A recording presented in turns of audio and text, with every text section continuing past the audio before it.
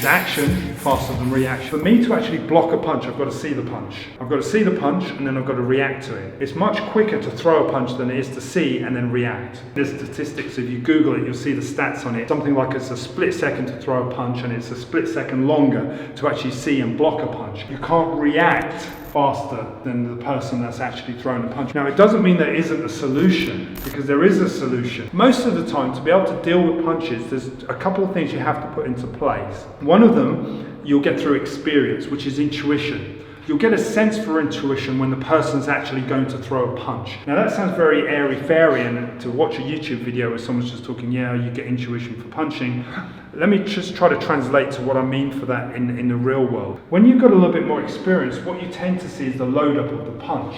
So you could be talking to the guy, and we have our distance, and he's arguing, I've got my hands up, I'm doing all the right things, and then I see the little twitch of the shoulder, or I see the angle of the body, I get the position of how he's standing, so I can sort of get a feel for where the punches are coming. It becomes quite intuitive at the end of the day. That's one point, and that's one point among many that actually allows you to react faster than the other person. So in other words, how you beat them to the punch, or how you can get your hands up to defend yourself. So intuition's the first thing. The second thing is usually placement. Depending on where I stand, sometimes when people are arguing and they're really intent on getting in your face, and they actually are so focused, tunnel visioned on you, when you move, mask it behind your hand. So you say, look mate, I don't want any trouble, I don't want any trouble, I don't want any trouble, I don't want any trouble. What he's seeing is my hands moving. Not too erratically, because I don't want it to appear too nervous, because I'm sort of giving him something that's distracting him while I'm getting into position. So I've sort of shifted off. Now he will naturally be moving. If I move off to your side,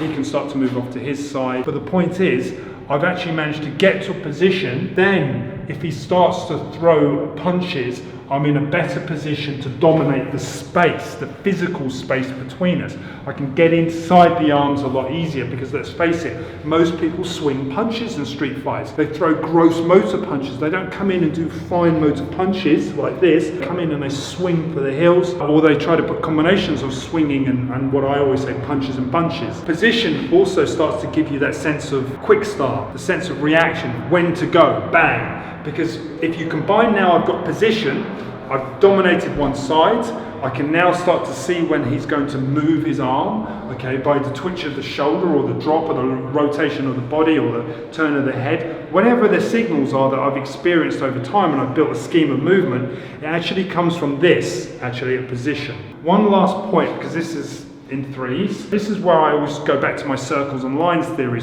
which I've done in many, many videos in the past. If you haven't watched them, check out some of our old content. We've got some really good stuff, some really good theories, and somewhere we explain how to deal with punches and break them down. One of them is the circle and lines theory. I said to you, if someone throws a round punch, you always move on the inside of a round punch. If he throws a straight punch, you always move on the outside of a straight punch. Now, always is obviously quite dogmatic. You do your best to, because in reality it may not always play out like that. You may not be able to get to the outside, or you may not be able to tell, but if you train, you should get some intuition for it. If I'm on the outside of a punch, then it makes sense, as I've said before, if he throws a round punch, it's easier for me, bang, to get to the inside, because it's a very efficient way to protect myself. If I go on the inside, however, bang, it leaves me more exposed. So what I want is my arm on the outside, so bang, when he moves, I'm on the inside. Can you see the efficiency of that? Now that is an easier way to block punches. If you can manage to get some sort of either control of position or control of tactile contact of arm, it's much easier to deal with bigger punches coming in, because you've got a more efficient way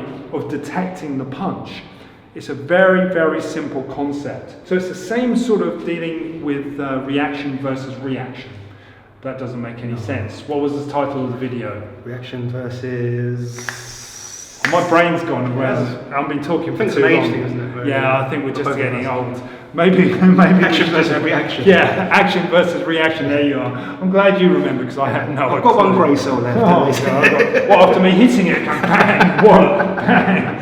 Okay, so the point is, your action is always going to be a stage behind their reaction. What you can do to develop your ability to react or act faster is that you should try to put the variables on your side, in your favour. Just to recap, try to get your position, try to look for the indicators of the strike, try to make sure that you're doing that. Having said that, one of the things that I actually do like to do is try to intercept. Now, we spoke about interception before on one video, and a lot of people are saying interceptions, you can't do that in a street fight, or it wouldn't work, or whatever, if it's so good, show us for real.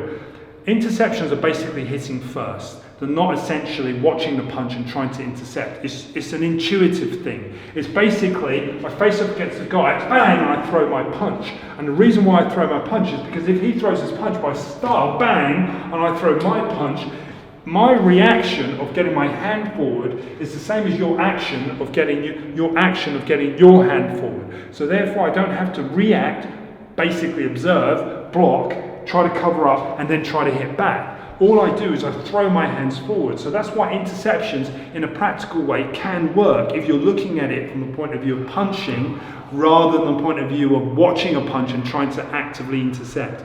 So if you didn't understand the point is that you should just try to hit someone that's trying to hit you. And if you hit them that's trying to hit you, you're not dealing with the reaction, but rather than the action. And therefore, it's far better for you and much more effective in real self-defense. So hopefully that's been some advice. It's been practical as always. I try to keep it simple and useful.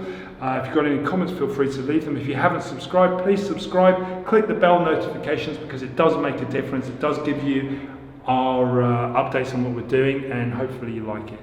Thanks for watching.